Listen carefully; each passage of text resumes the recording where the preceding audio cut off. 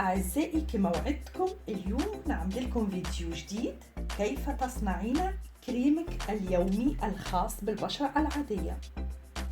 الصنع يكون بطريقة احترافية كأني في أكبر المخابر في العالم.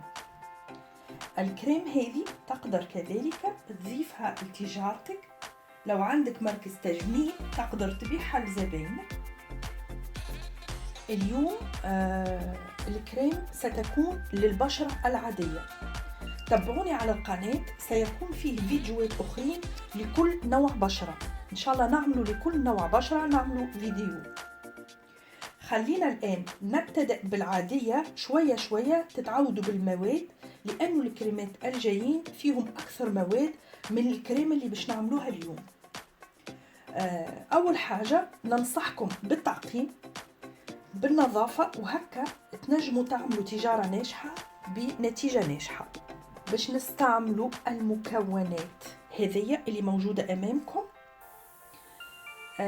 هذايا زيت نباتي، هذايا زيت نباتي، هو زيت تستعملوا زيت نباتي، تختاروا الزيت اللي انتم تحبوا عليه. أنا اليوم اخترت زيت اللوز وزيت الجزر. زيت الجزر اللي عملته معاكم في فيديو سابق، لو تحب تشوفوا موجود على القناة. لو تحب تشوف الفيديو تاع زيت الجزر موجود على القناة. زيت الجزر مفيد جدا للبشرة، ومفيد كذلك لكثير من الأشياء الأخرى. هذه زبدة أشياء، هذا اسمه مستحلب باللغة العربية لما ترجمته، لكن أنا سأكتب اسمه في الوصفة تحت الفيديو بعديد من اللغات، وهكا تقدر تشوف المصطلح اللي يمشي في بلادك وتشري منه من الصيدلية أظن. بالنسبة للمواد وضعت لكم روابط تحت الفيديو، كل شيء اللي باش نستعمله اليوم حطيت رابطه تحت الفيديو، حطيته بعدة لغات. تقدر تشتريه من أمازون هي صفحة تقدر تشتري منها كل شيء، فيها كل شيء موجود، لكن فقط على طريق النت. لو ما زالت مش مفعلة في البلد اللي انت فيها، فمثل ما قلت لك تجد المواد في الصيدلية. باش نستعملوا ماء جليسيرين، اسمه الجليسيرين، ما أظن في كل بلد اسمه هكا. فيتامين اي اللي هو فيتامين اي باللونجلي، فيتامين او بالفرنسي. زيت عطر، هكا زيت عطري. زيت العطري هذا حسب الرغبة انت، الرائحة اللي ترغبين بها. انا اليوم باش نعمل الرائحة الخزامة، تعجبني لافندل. وهذايا مادة حافظة لمستحضرات التجميل، كذلك تأخذها أظن من الصيدلية أو من العطار، يمكن كل بلد وكيف. في ألمانيا أنا خذيتها من أمازون. يوجد كذلك صفحة على النت اسمها إيباي، تقدر تأخذ منها. يعني تجد هذوما كلهم في أمازون، تجد الرابط موجود تحت الفيديو بعديد من اللغات. هكايا بيوكونس بلس.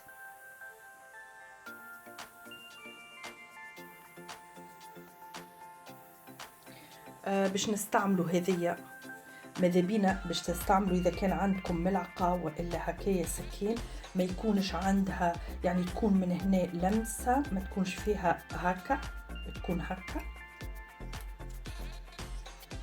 ولو عندكم هذيا تستعملوا هذي باللور، لو ما عندكمش مش مشكلة تستعملوا هذي. أولا سأضع الزيت في وعاء يتحمل السخونة.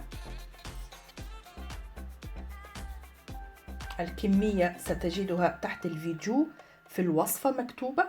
حطيت زيت اللوز، الآن زيت الجزر،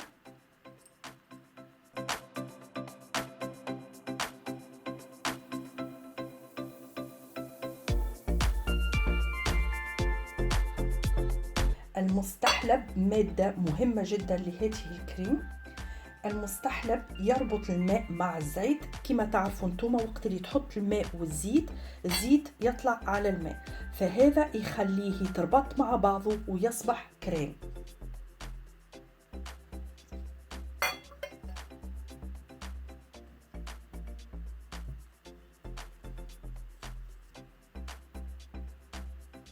والمستحلب هذا كذلك جيد للبشرة، يساهم في رعاية ورطوبة البشرة.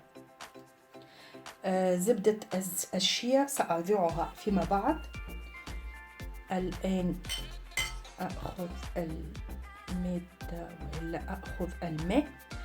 الماء تستعملي كما قلت لك الماء المعقم أو ماء الورد أو ماء المغلي.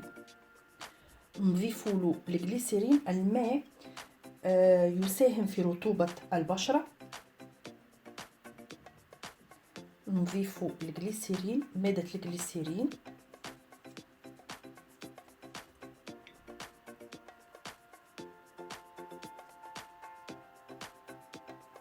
الجليسيرين يساعد على ترطيب البشرة ويمنحها النعومة.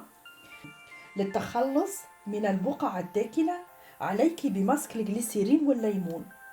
طريقة التحضير: تخلط المكونات بكمية متساوية، الجليسيرين مع الليمون، ويدهن المزيج على الوجه حتى تجف، يعني الماسك بتاع الجليسيرين والليمون يجف، ثم يشطف الوجه بالماء.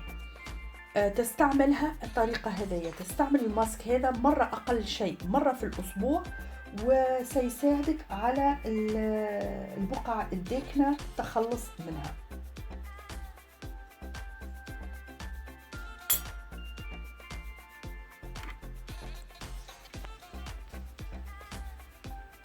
الآن سأضع الزيت والماء في حمام مائي سخون، ولما يذوب المستحلب سأضيف زبدة الشيا.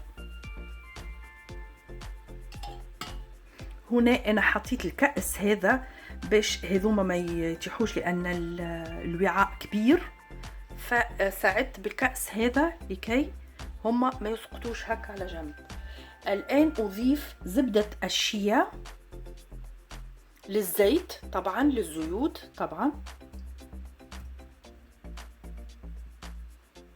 وأخليها تتذاب.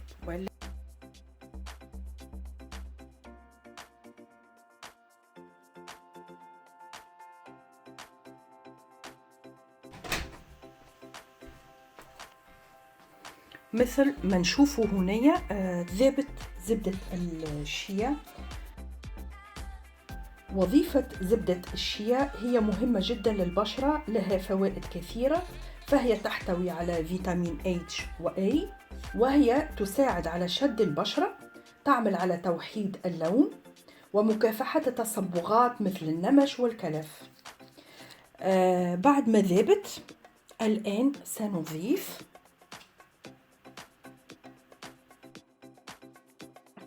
الماء مع التحريك المتواصل.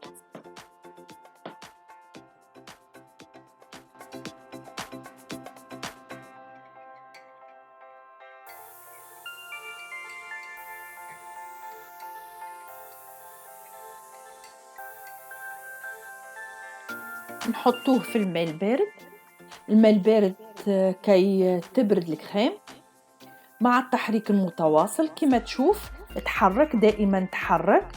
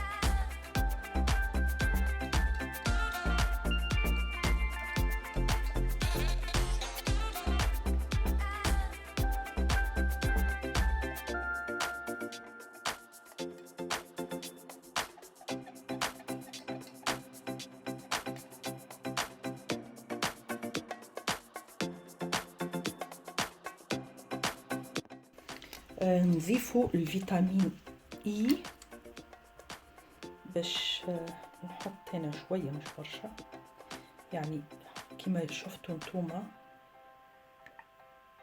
ملعقه صغيره من فيتامين اي.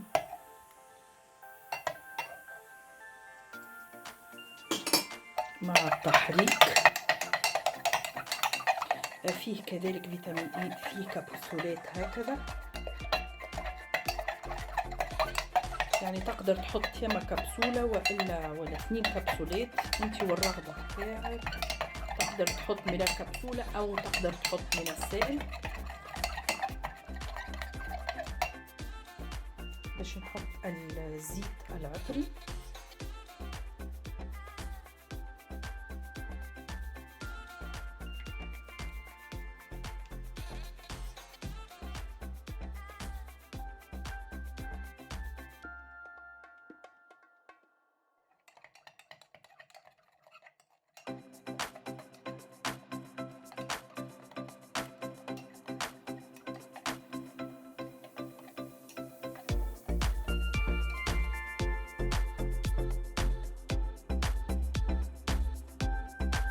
الآن باش نحط المادة الحافظة.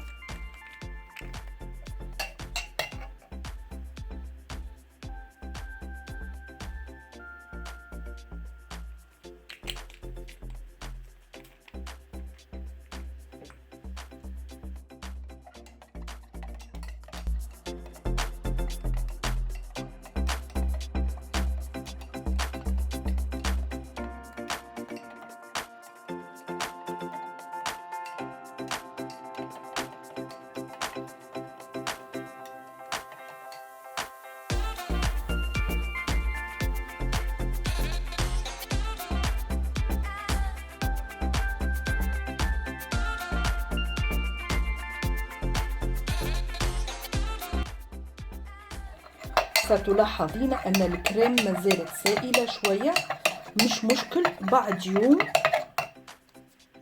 ستصبح ثابتة أكثر.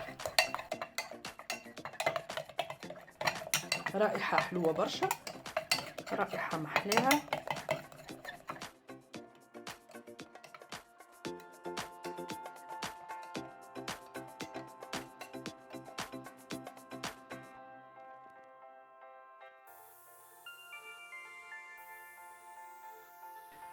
أضعها في علب خاصة. أنا هناك العادة كل شيء أصنعه أخذ منه عينات للزبائن الجدد كي يجربوا ويشتروا من عندي كالعادة، بعد تعقيم العلب الخاصة طبعا.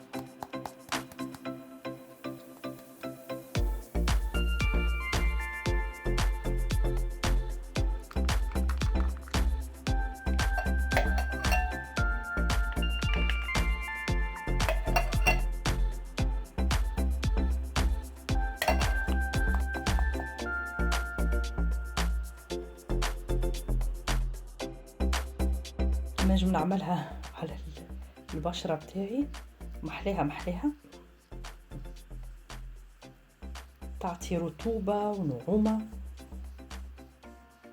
تشربها البشرة كما تشوفوا، وما تخليش كالطبقة الدهنية اللي تقلق اللي تعب.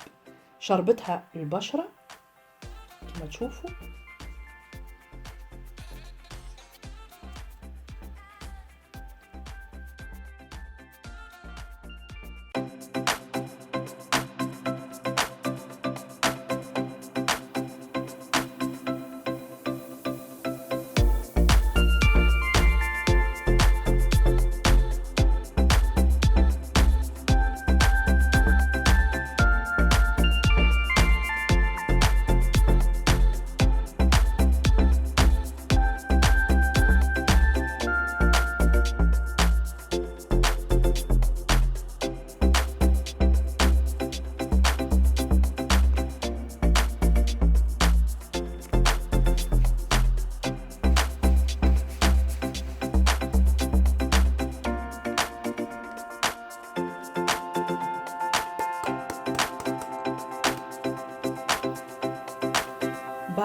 اليوم ستجدها فائقة أكثر.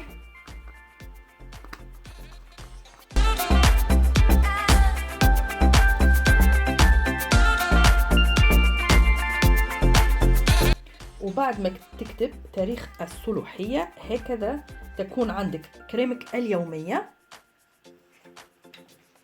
سواء لاستعمالك الشخصي أو للتجارة.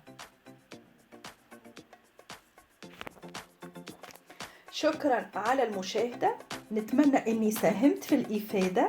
لو عجبك الفيديو نفرح برشا لو عملتي لايك، لو ما عجبكش أعمل ديسلايك، لكن ياريت تكتب لي ملاحظة شنو اللي ما عجبكش. عندي فيديو قادم كذلك مهم، شارك في القناة، اضغط على الجرس كي يصلك كل شيء جديد. ما بقى لي إلا نقول لكم تبقوا على خير. ميرسي بيا على المشاهدة، باي باي.